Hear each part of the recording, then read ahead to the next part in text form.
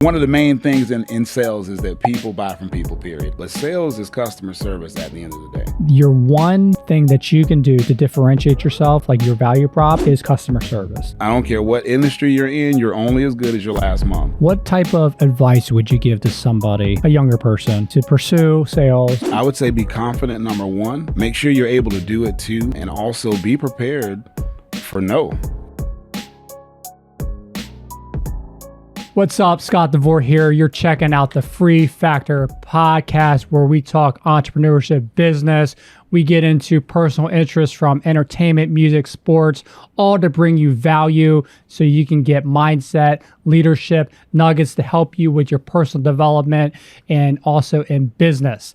I have a special guest today in the studio. I got none other than David Hicks. David, welcome to the Free Factor podcast. How you doing? I'm doing well. Thank you so much for having me, Scott. Good to see you again. Now, I've only met you one time. Yes. I'm going to jump right into it. I don't know if you remember this. So, about a year ago, I'm like, all right, I got to get back into golf. I moved many times and I lost a lot of my clubs, or I threw stuff out, and I had my clubs, but I didn't have any drivers.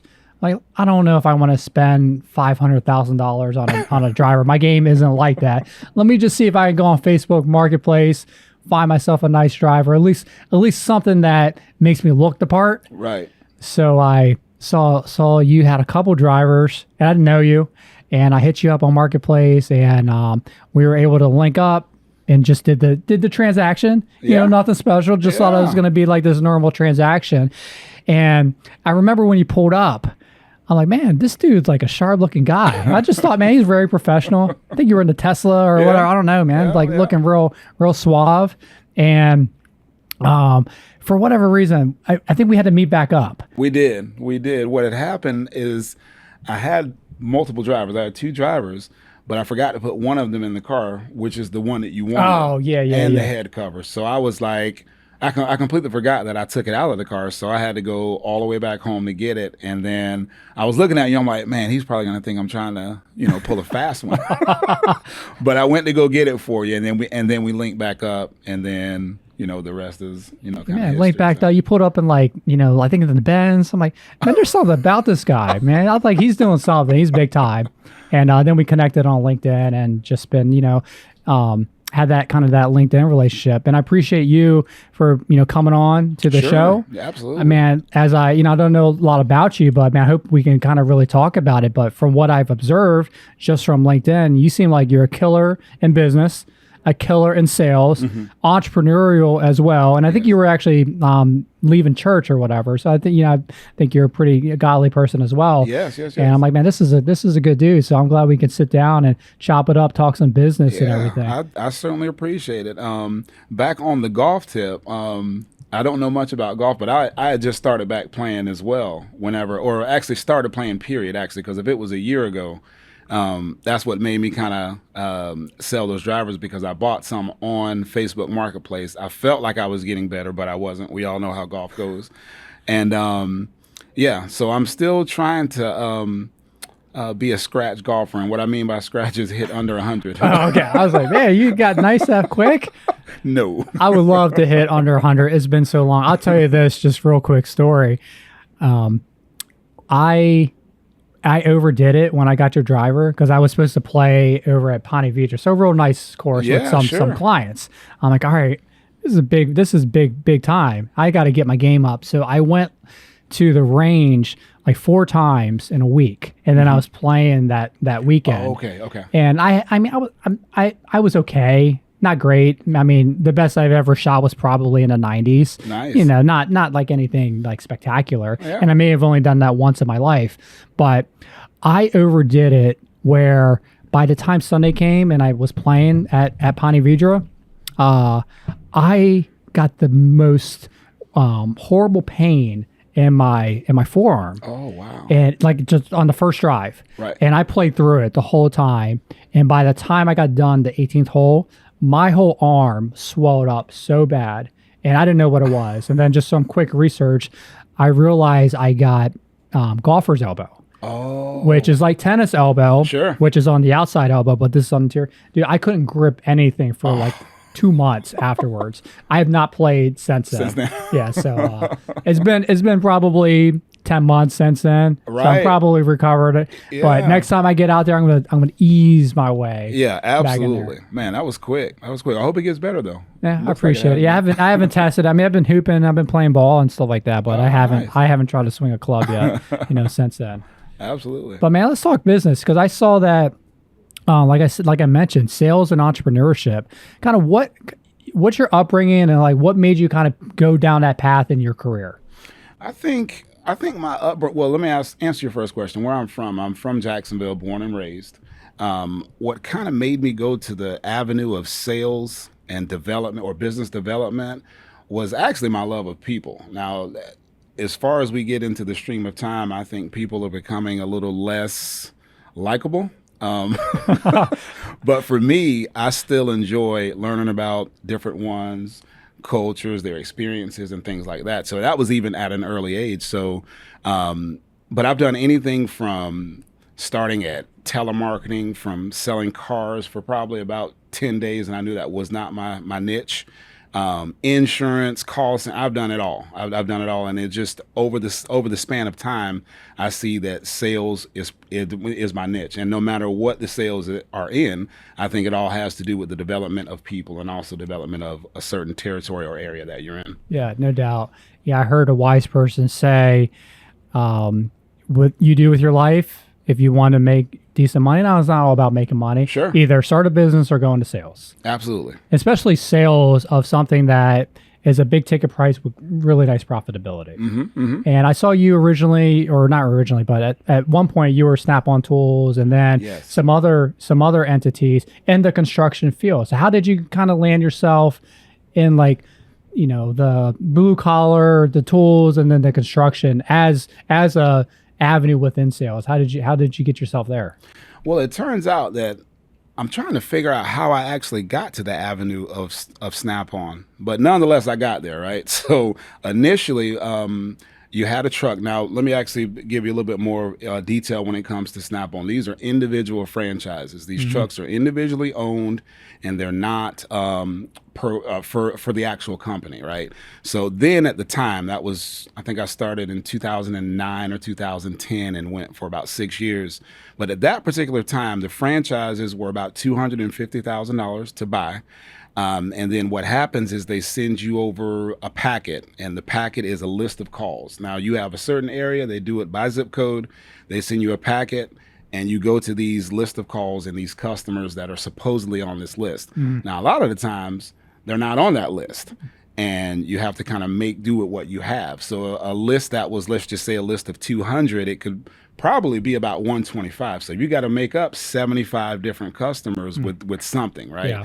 Because it was just a quick experience on that list of calls that I got. It was a pretty prevalent shop that was there that purchased a lot.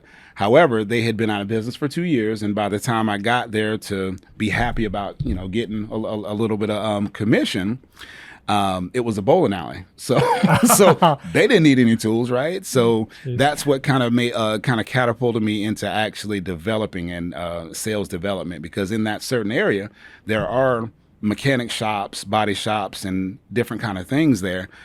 However, you still had to actually get those to actually be advocates for you. So I was able to do a territory in St. Augustine. I built that one up, went out to Palatka, built that one up. Nice. And then the last one was out by Crescent City in DeLand, and I was able to build that one up. Oh, wow. As You well, went all the way down there. Yeah, man. Yeah, I know Snap-on, the best quality. Absolutely. But it's expensive. Very. So you have to be, it's easy to, if your value prop is to be the lowest cost provider like Walmart, then you're going to get people who want to buy the lowest cost. Sure. But to sell something that high quality and it comes at a premium price, did you get like direct training from Snap-on? Like, where did you learn the skills to be successful to sell something of value at a higher price? Right. So I had it already in terms of learning the skill to sell, but I did go through some formal training out in Texas with Snap-on. So the thing about it is, like I was saying earlier, different industries, it doesn't really matter because you're still selling to people. Now, what happens when you're selling to actual people, I did a filler word again, sorry. But when you straight. but when you're actually selling, one of the main things in sales is that people buy from people, period. Everybody knows it, and that's just it.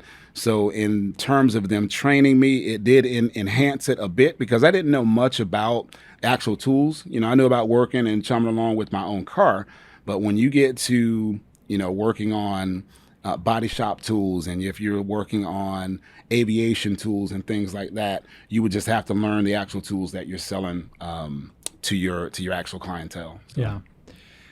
What did you learn from the business side? It's very successful, a lot of franchises. I've known some people who investigated it, and I think I had a colleague who eventually did go and purchase a franchise, but this was years after him and I were kind of really acquaintances and having a conversation about it.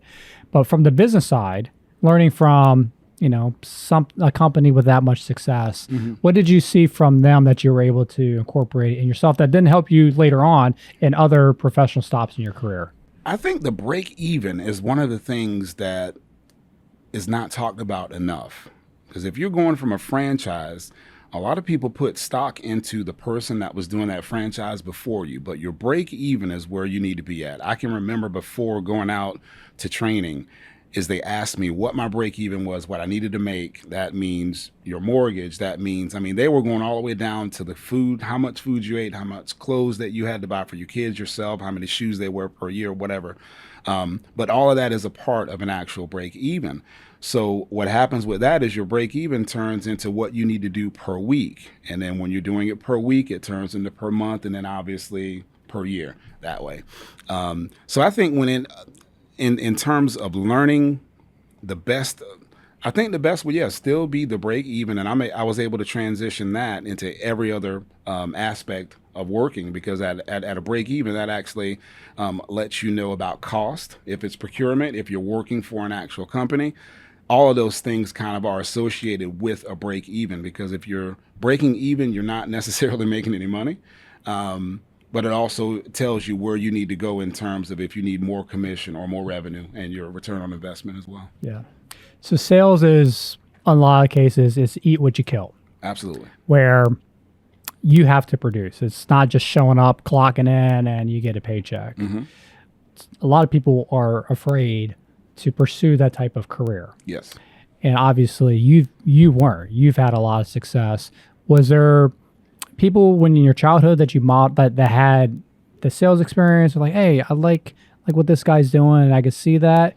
Like, what was the upbringing where, like, did you get exposure to it? Did you get exposure to the mindset, David, just go and get a college education and then just go work for someone and climb your way up? But to go in sales, like, what was going on as you're growing up that made you like, hey, this is the path I want to go towards? It's funny because my dad is retired Jacksonville Fireman Rescue Department, and I remember him telling me specifically when I was about 25, he's like, you've been doing really good in those sales. I don't think I would be able to do that. It's just like you said, it could be scary for most.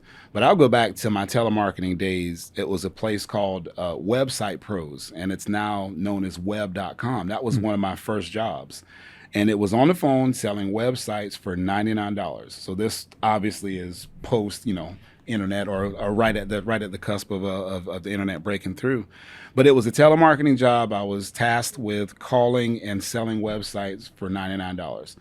So in the cubicle next to me and all around me, people were getting hung up on, and they were taking it really personal. I remember it was a young lady, I won't say her name, but she would actually be crying about it. And in my head, I'm like, man, these people can't see me. And all I got to do is just go on to the next person. If they don't want it, somebody will. So I think that was the beginning of like me being numb to somebody saying no. But also, it also put the mindset in me to always think positively. Because if they hang up on me, they can't see me. Whatever, it doesn't matter. I'll just go on to the next thing. So That was how it started. My second job ever was in telemarketing. My first job was at McDonald's when I was 16, and 6 months later, I think I ended up at a telemarketing company because some of my friends worked there. Sure. Now, I'm not a natural born speaker by any means. I've had to grow a lot, and you're probably like, Scott, you still got a lot more growing that you need to do to be better at communication. Man. You do really well. I was selling renewals for Wall Street Journal, magazines, newspapers. I grew up in Hagerstown, Maryland, Western Maryland, and I lived at this point in my life, I lived in the downtown area, and this was just a telemarketing company. You know, our downtown at the time was it was kind of abandoned. It was like well past its prime, and it was some little shack like company, and a lot of people would go there and work because, you know, it's telemarketing. They just had so much turnover. So I go there, and I remember, you know, getting a script, and if I had a script, I could be pretty good. I think I could say the words, but I was getting so frustrated because of how, now this, again, I've grown a lot, but I just remember trying to think of just how do people just think in general, like I was trying to analyze human nature, and all we were doing is letting the customer know, hey, your subscription that you already pay for is expired. Would you like to renew it? And you know, obviously it was a better pitch than that. And people were so angry. I'm like, you already bought the Wall Street Journal. You already bought National Geographic. Sure. I'm not like selling you something that you don't have any interest in. You're already a customer. And that was just early in my, teenage years. And I was just like, man, I'm just trying to think about, why do people think a certain way? And like, why are they so bothered? Because I think templates are bad, period. Because I can remember that I'll go back to the same job. I think it's only been 2 jobs where I've had actual template to go by. And the thing is, templates are great until they get steered in a direction that the template doesn't show you where to go. So you have to learn how to kind of think on your feet and actually know your product, because at the end of the day, if the person likes you, again, they're going to buy from you. But knowing your product is something else. That's the other part of that sales process. So yeah, absolutely. So post Snap-on Tools, you've had a couple other stops. So then you kind of got into kind of construction trades. I know you're with the National Painting Company, commercial painting lines. Yes. And, I think another stop in the past, since the beginning of this year. What was the transition in your life to make those moves? So the transition from Snap-on is I wasn't going to be moving. And that was one of the things that was the next best position for Snap-on, was actually relocating.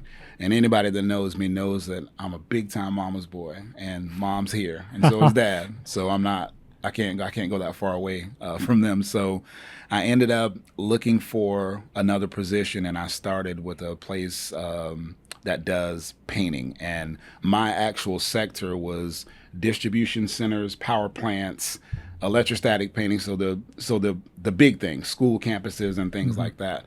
And that was something that, again, I did not know that much about the construction industry. But again, going back to something that I said earlier, people buy from people. And the only thing that I needed to be taught was the estimating part, because that was what I was responsible for, was actually estimating how much it would cost to paint a building like what you see across the river over there. So I got taught that, or I was taught that, and then I was successful there as well. So the construction industry is very, very interesting, because sometimes, and I'm going to say sometimes, people don't buy from people. It's all about price no matter what. And even if they do like you, they can love you. But at the end of the day, there's somebody else that can make that decision and actually turn it on a U-turn as quick as possible. I'm Scott DeVore with DeVore Capital. We are a multi-service construction, real estate, and development company. We do services from ground-up development to roofing services to real estate transactions. Reach out to us at 844-4DEVORE or at the website link below. No doubt. So you got these elite sales skills, and very desirable. So you're able to translate that from one industry to almost a completely different industry. And what would you speak to that? Because people would make that same association to management skills. Like, if you're a good management, then you can be a good manager and retail, you can be a good manager, and hospitality or whatever. But even with your sales skills, that's transferable into a product line that you didn't have experience with already, but then you're able to jump in and quickly build success. What would you say to that? I would say people buy from people. At the end of the day, people buy from people. And also, let me actually back up just a tad. When it comes to sales, I think a lot of people may know this, a lot of people may not, but sales is customer service at the end of the day. So whether you're selling something that's in the millions or you're selling something that's a couple $100 a month or whatever, that's what it's based on. It's just based on that. That's the way that I actually look at it. So back to when people buy from people, I think if you show them the correct amount of customer service, the correct amount of care, and also follow up is something that's super, super important, and then making them feel like that they're a part of something and you actually care about them too. Not that you don't care about them, but make them think you care about them. The customer service, absolutely. There's a book called Unreasonable Hospitality. It's written by Will Guidara, who it's a phenomenal story. So he had the #1 restaurant in the world, like 31 Madison, New York City, Manhattan. Wow, okay. Yeah. And the book kind of chronicles his story of, he was the founder, he started it, and what he wanted to do was, he set out on his journey. So it's you got it's the Michelin rating. So you got Michelin 1, 2, 3 stars, and then I think all the 3 stars are like the top 100 in the world. And then once you get on the list, if you ever fall off, you can never get back on it. You have like one shot at getting on it. One shot. So he went on this 6-year journey to make his restaurant the best in the world. And the catalyst behind all of that was this mindset of unreasonable hospitality, where you just really understand the customer. And he shares multiple anecdotes and stories of customers coming in, and they would share something like, oh man, it's New York City, so you get a lot of tourists. So one particular group of tourists came in. They said, man, we just really enjoyed our time. We got to see this Broadway show. We did everything we want to do other than have a New York City hot dog. So the waitress, whoever it was, heard that. So they actually ran outside, found a hot dog cart, bought a hot dog, brought it into the chef, and the chef's like, what do you want me to do with this hot dog? He's like, hey, we heard that this is something that the only thing that this group of friends didn't get to experience. So he took the hot dog, cut it up, made it very presentable like you would see at a high-end restaurant. Right. And then they served it, surprised the guest with this, and it just completely blew their mind. Wow. And it was just this level of customer service that they provided. And it was countless stories similar to that. And I remember Will Guidara said, there will always be companies that will be faster than you, can offer you lower price, but your one thing that you can do to differentiate yourself, like your value prop, is customer service. Absolutely. Unreasonable hospitality. Absolutely. And if you understand that in sales, it doesn't matter that these guys are selling. Obviously, if someone is buying something on price, a lot of times there's nothing you can do about it. A lot of times, yep. But if you're able to understand that whole concept and process of understanding the customers and serving their needs, you can really go far in sales. Yeah, absolutely. And I think to your point too, I think that gentleman loved his craft too. So it was about customer service, but he also loved exactly what he did. I'm just thinking, I haven't read the book, but I will. How many times that guy got told no? If he's trying to make his restaurant the best in the world, think about how much time that takes. That's an insurmountable amount of time, right? So if you think about how many times he was told no, I think the colonel for Kentucky Fried Chicken, he actually had that secret recipe, right? And he was told, I think he knocked on 700 doors before he found it, before he heard a yes. I think I made that number up, but something close to it. We won't fact check that. All right, we'll get Taishino too. Now, yeah, absolutely. And it just goes to show that, sales is also resiliency. To know, hey, you're going to get a lot of no's. And what is that going to do to you? And a lot of times people get in sales because of the income potential, but are they willing to take those no's? And you learn early on, in the telemarketing experience, hey, they don't know me. I'm just a guy on the phone, and it didn't bother you. And that's great because some people it's natural. Right. Others, they have to develop that muscle. I think I was kind of more of that. I had to like develop that muscle because I just wasn't like a natural salesperson. Sure. But I've done a lot of sales. Yeah. Like I remember just when I was just a couple years out of college, I got introduced to direct sales. Hey, I'm sure, you probably get approached 1 billion times. Someone like you, I'm like, okay, yeah, man, I could be a millionaire in like 2 years. What do I need to do? It sounded great. And I did it, basically went about a business model of not really understanding kind of like the sales skills of taking someone through this process. I used to just blurt everything out. And then like, I'm not sure. It doesn't sound like it's something I'd be interested in. But I had to overcome all these no's. Yes. And eventually I started investing in myself, personal development, reading a lot of books, attending like functions and things like that.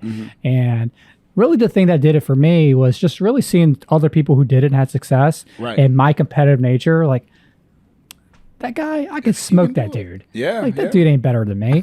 So I think, I don't know if that's a learned thing or if it's more of an internal drive. But I think that was kind of more me. I just like that competitive nature.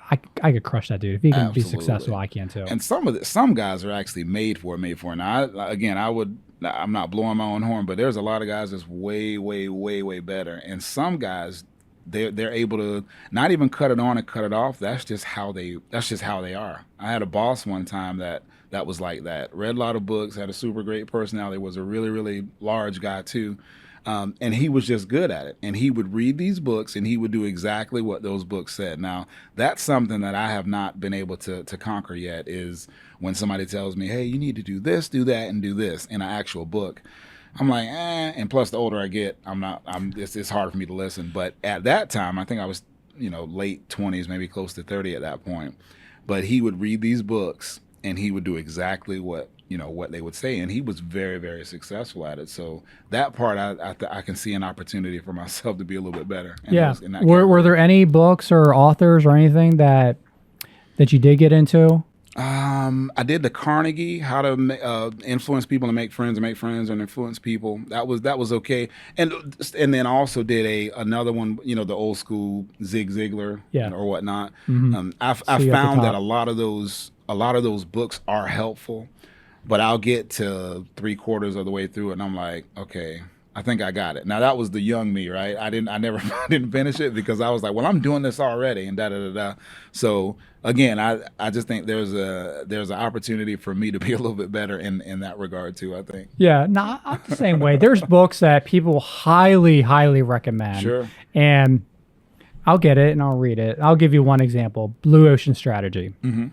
Blue Ocean Strategy is the thought process mindset of the red ocean is where it's super competitive, where all the sharks are, everyone's fighting for the same food, and it's just bloody waters. Sure. Blue ocean is kind of thinking outside the box, finding an area or a niche that it's less competitive and kind of going in there and taking over. And it's like, so that's like the general concept. So it's like everyone's like, read this book, Blue Ocean Strategy. I start reading the book and I'm like, I think I got it. Just find a different area where the people aren't. I don't know if I got to read the next 500 pages of this book. Right. But there are books that I 100%, I read them and I read them multiple times. Right. I like that. I actually might look at you got to give me a list of these books that you're reading, because I hadn't heard of that one either. But the quick that I did hear from you, I think I would be a part of that Purple Ocean, because I like both of those. Yeah. I like it where a lot of people are, and I also like to kind of think outside the box. I honestly think that's what would make a family head super successful, is staying in one lane but also playing in the other one. So when you put that red and blue together, it creates purple. So we need to write a book, The Purple Ocean, right? Let's do it. Let's go get that URL right now. See if it's available. I'm Scott DeVore with DeVore Capital Contracting, multi-service licensed construction company. We are a certified roofing and general contractor. We do everything from residential to commercial roofing and all other construction construction services. If you are a homeowner or a commercial building owner and you have any roofing needs from repairs to replacements to tarping, please reach out to us at 844-4DeVore or at the link below. I had a really smart guy on the show the other day, and he was talking about the 3 most profitable keys. The 3 most profitable keys. And so the most profitable skill is sales. I'm sorry. The most profitable skill is speaking. The most profitable profession is sales. And the most profitable knowledge is financial. Would you agree with a statement like that? Because I feel like when I'm looking at you and hearing your career, I think sales, speaking, and financial knowledge. I feel like that's you. I think it is. I think speaking too. I think that's going to be, I think it's a dying breed in my opinion, because, and not to, talk bad about the younger generation, but the ones that are attached to their phone are going to have a hard time out in communities speaking. And if you can't speak, you can't do anything else. So I think speaking, that would be first in my mind, but everything else falls right in line. Yes, I agree. Yeah. Now I'm going to take it back to the beginning when I first met you, because I'm like, man, this is a sharp looking guy. And then I got, obviously I knew your name because of, we connected on Facebook Marketplace, and I looked you up. I think I found you first, and I was like, oh, this guy got like a clothing line or something. You're working on it. I'm like, man, this guy makes his own clothes. Does he tailor it? Tell me a little bit about that. I know you said you got a name change and everything going on, but is that something like style? Has that always been a big part of your identity?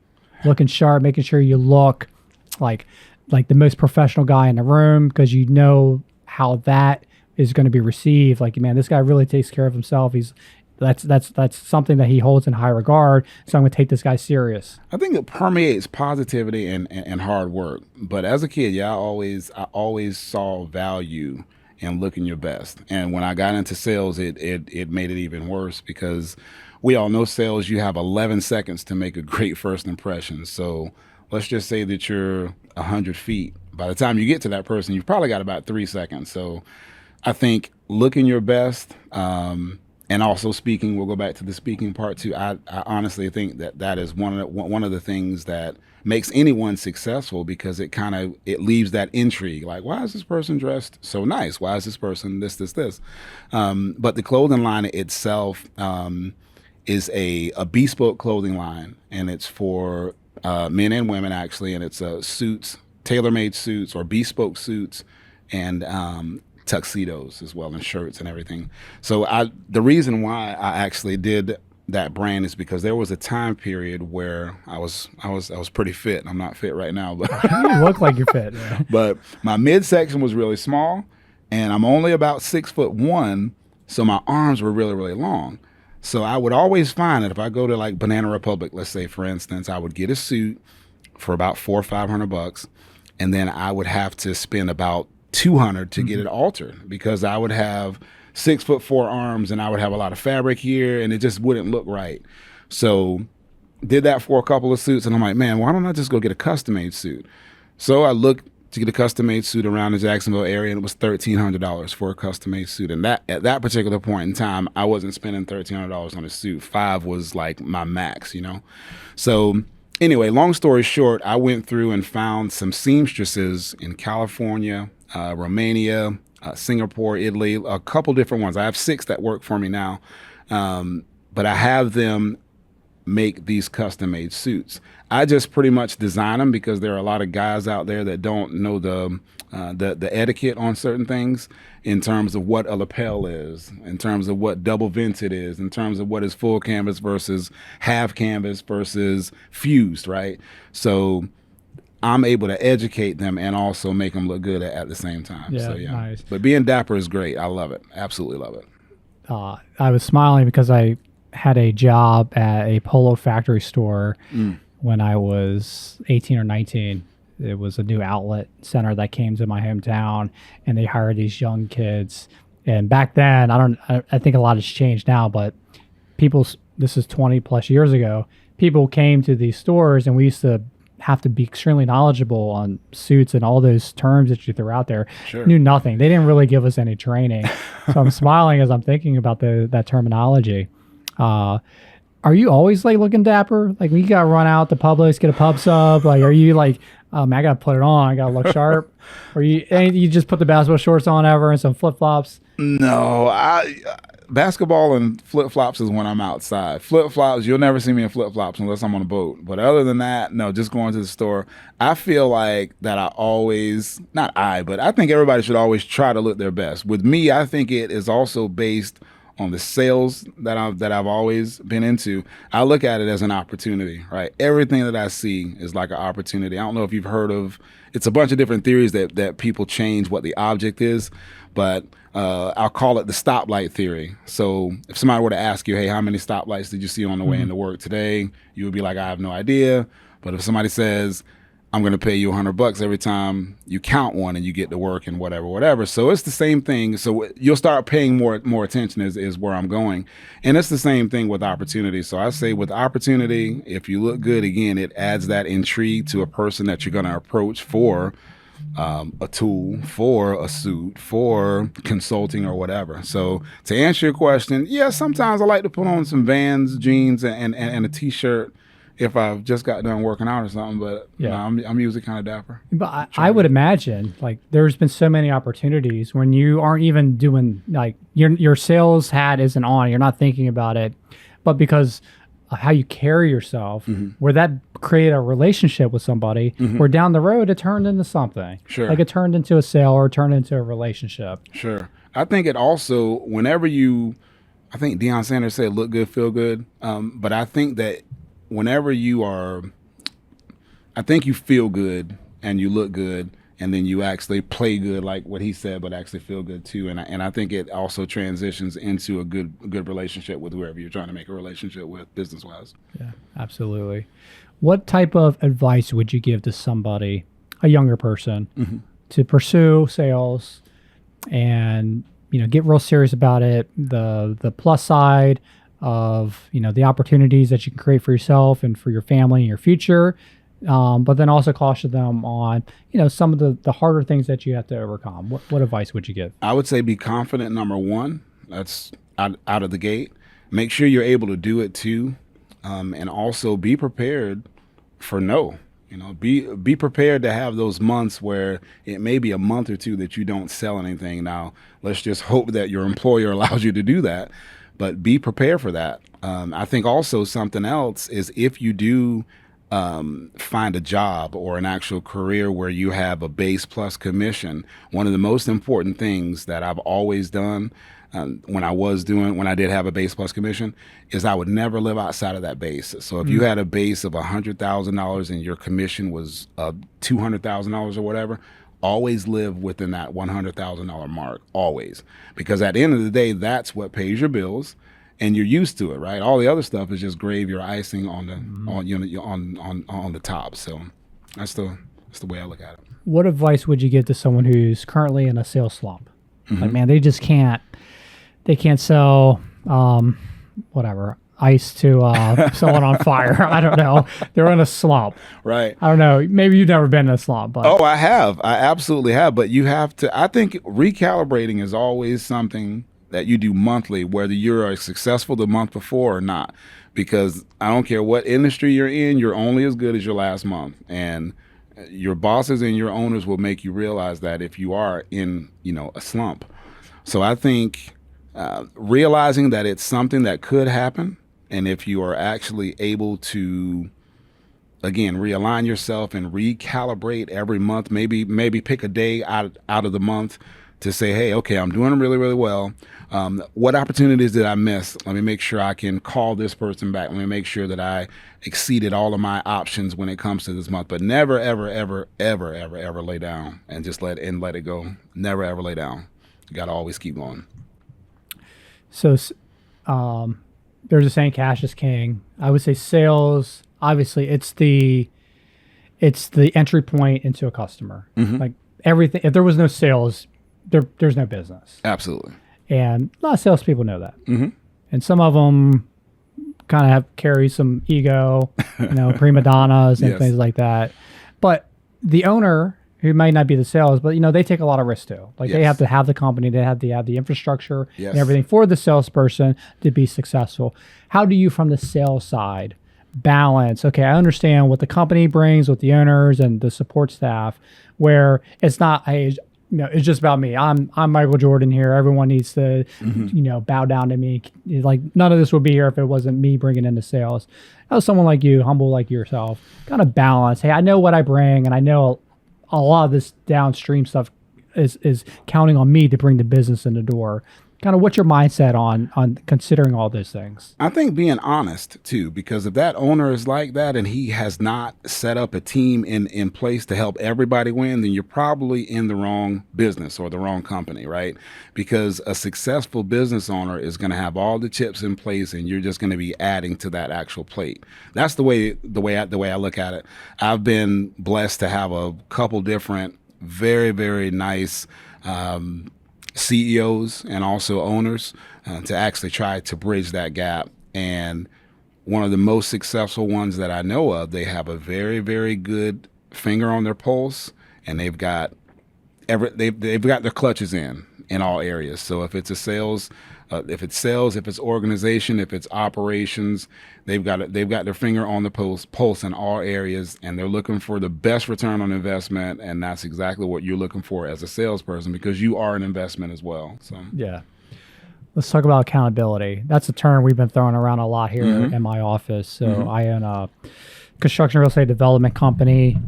We do a lot of construction services that we sell. Roofing is our number one service, and something that we've been really kind of focusing in on. We get these themes that we, whether it's being a sales driver, like being a driver, it's now transitioned into accountability. What measures do you put in place to be accountable to yourself, but also to the organizations that you're working for, to make sure you're on target, on task to hitting your personal goals, because there's things you want to achieve for you and for your family and for your legacy. And then also, the company's kind of relying on you as well, and all the sales staff to make sure that they're hitting the numbers, because they're basing that off of kind of what their overhead spend is and like what the profit is and all these things. Do you have any accountability measures that you have for yourself? I think it all goes back to that calibration piece that I was talking about. All of that encompasses it. Because if you're calibrating, that means that you're looking at your next goals, the goals that you have before, the goals that you have in front of you, and the goals that you also have in the future. So if a company puts a goal on you of a certain amount, you want to try your best to exceed that goal, right? And it's the same way throughout the year. So if there is a point during the year, let's just say that that the first 6 months are gravy, and your boss allows you to kind of spread that out, that actually builds a strong company. It actually it actually just depends. It actually just depends. Yeah. What motivates you? What motivates me?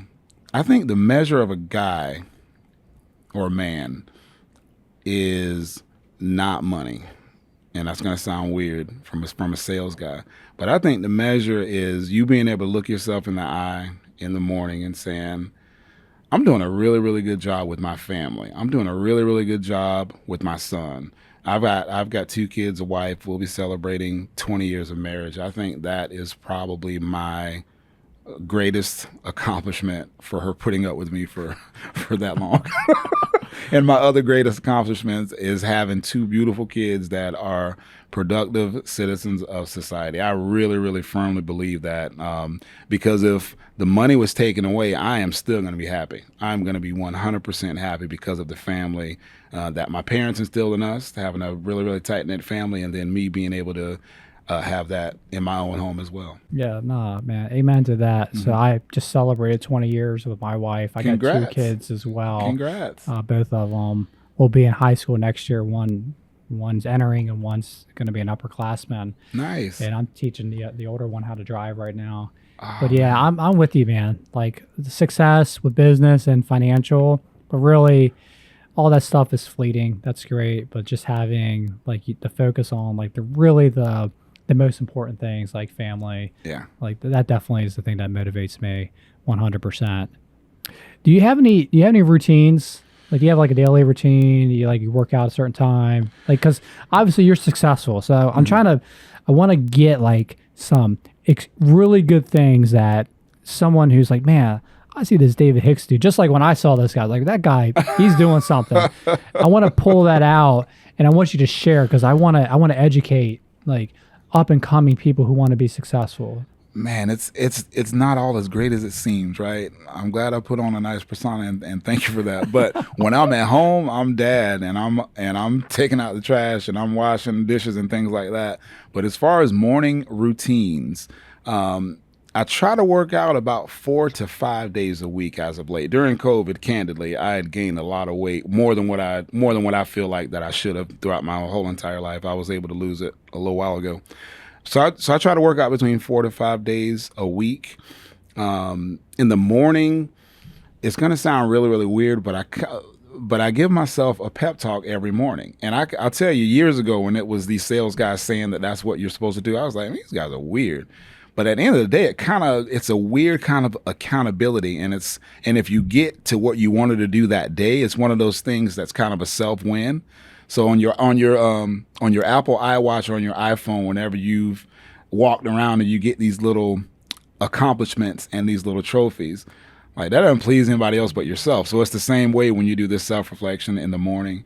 But I make sure also something else that I don't want to go by the wayside is that we have dinner at our house at the table probably 80% of the week. And the older that the kids get, obviously they have different scheduling. And sometimes it doesn't happen, but it used to be 100% of the time. That's how we were raised. I'm from 8, so I've got 3 brothers and 2 sisters and 2 parents. So you can imagine what that, what those dinner times were like. But as of now, that's probably one of my most important things is making sure that I'm communicating and having that fine relationship with my family. Yeah. I am Will with DCRE, DeVore Capital Real Estate. We want to help you with your buying and selling real estate transactions. We know in the economy and the market that we have today, everybody is telling you that it is impossible to buy or to sell. We know that we can get the deal done. Give us a call at 844-4DeVore or hit the link below. Have a great day. No, that's amazing. Mm-hmm. Is faith a big part of who you are and your identity? It is. It is. How much of that would you say has influenced kind of like your decisions in your career? Mm-hmm. Obviously in sales, the key is to get the sale. Right. Right. There are some people who are in sales and they'll just say whatever to close the deal. Right. Whether it's true or not. Right. And obviously as an owner, like I want to get sales. But we can't sell something and promise something that there was no way we could even do just to close the deal. Sure. Have you ever been in situations where like, man, if I know we can't really deliver that or whatever it is, but you just had to like let it go, or you knew there was something in you. It's like I unfortunately I can't deliver this that you want. I've always been afraid of doing anything like that designs like because it'll come back and bite you in the butt. Back to being customer service, I'm always looking for referrals too. So if there is a customer that you're going to treat badly, because that's exactly what you're doing, is you won't have that return business or that referral business. And in any industry, referral business is a large percentage of your return on investment again. So I would say I've never really been in that predicament because, again, I've been blessed with working for companies that had a really, really good reputation before or after I started there with it, and I was able to actually uphold that that reputation as well. No, absolutely. What you said, it will definitely come back and bite you in the butt. Yep. But really, it's just upfront, just managing expectations. Mm-hmm. Hey, this is what we can provide. This is what we do. So then if it's something outside of that, like, hey man, I love to get your business, but it's just not something that we're able to do. Yeah. And unfortunately, we might have to refer you off to somebody else because that's just not. It can make you look dishonest too, because I can remember it was a area downtown Jax that they were gentrifying, and they have it's an old I don't want to say too much because you'll know exactly what it is, but we had put in a bid for it to do all of the actual painting and a couple other things. and they were wanting us to sharpen our pencils, so to speak. And it's cool if you wanted to. Other companies can sharpen it, but I think if we continue to go down on price, because we had went down one time, but if you continue to go down on price, then your accountability, and I honestly think your reputation looks kind of bad, because it's like, okay, if you're willing to go down this far, how far could you have went down to begin with? So I made it an effort to make sure that I gave them a great price the first time, and I made it clear to myself that it's okay to say no if they say we don't want you, or can you come down on your price? Yeah. I was just thinking, I'm going to butcher this. there was this movie with Jamie Foxx, and he was like a hitman or something, and the guys wanted to hire him to do whatever the bad deed was, and Sure. he was like $80,000, and the guy's like, oh my, and they're like, oh wow, man, there's no way we can afford that, and he's like, okay, like $250. So he went from 80,000 to like 250, and the guys were like, what? And so it was like some of comedy, right? Sure. And they were like, and it happened a couple, like he did that like multiple times, like, dude, you got to work on like your numbers. You can't just go from that extreme to such a low number. We got to help you with your sales skills. Yes. Yeah, so you don't want to do that in real life. No, I don't even remember the movie, so someone look that up and comment. David, what's next for you, man? What's going on for you in the next couple of years? What you're working on? Next couple of years for me is to continue to be a very, very good dad. I think that aside from sales, I think that's I think I'm good at sales, but I think I'm really, really good at being a dad. So my thing is, so my son, it will be graduating the AMP program in probably about, I think, 8 months, if I'm not mistaken. My daughter's 14, so she's still in school. So what's next for me is to make sure that those mouths are fed. I'm sorry. Just to make sure that those mouths are fed. So I'm not really, I think I used to be big on the, where do you see yourself in 5 years? But to be honest, if I've got my family, I think I really, really think I'm good. And that's probably not the answer that most salespeople are looking for. But I'm getting older, so I don't know where I'm going to be at in 5 years. No, I mean, you're fully grounded. Yeah. I mean, you're fully grounded. So you kind of picked a career path, like skill. Yes. Obviously, you have different stops. Right. But, it's changed a little bit. You had to do some estimating somewhat at, Yes. One place and everything. But you weren't just going around like in circles trying to really find your direction. Like you picked it and you had this very successful career. Obviously, you still got many more productive years left. And I know your kids are getting older. Yes. And you're kind of probably already thinking about, I know you're not, the next 5 years, but I'm sure you probably got something in mind. Okay, we're going to be empty nesters and what's me and my wife going to do. I got you. So chill. So, okay. You're absolutely right. We probably will be empty nesters, but that's gonna really, really break my heart when they leave. But I know it not. But I know it's something that is inevitable. But with the current position that I hold now, which is a senior director at AirPro Diagnostics, I think what I'm gonna do is do my best to develop the area here in Jacksonville. So what I do for work now is with a tech company, and we have a remote a tool to remote in and do diagnostics for ADAS calibration. And it's body shop specific and glass shop specific as well.